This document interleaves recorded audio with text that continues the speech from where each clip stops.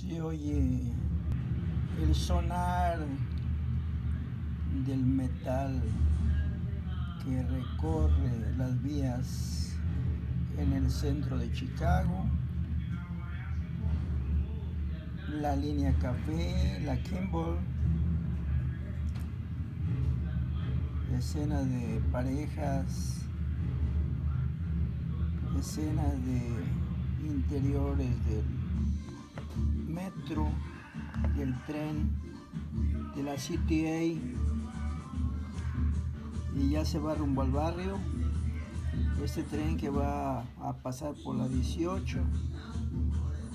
Y bueno, pues ahí está este ambiente, la gente que va entrando al vagón y otros que ya van en camino por el centro de Chicago y va a irse a su descanso, a su hogar, para regresar nuevamente al siguiente día a sus labores.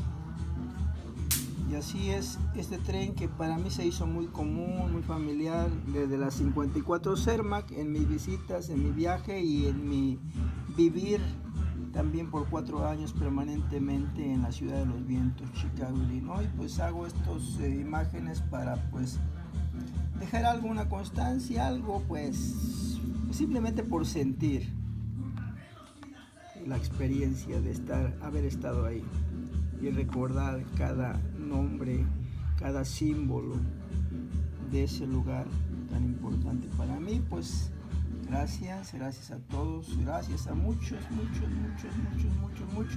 gracias a todos.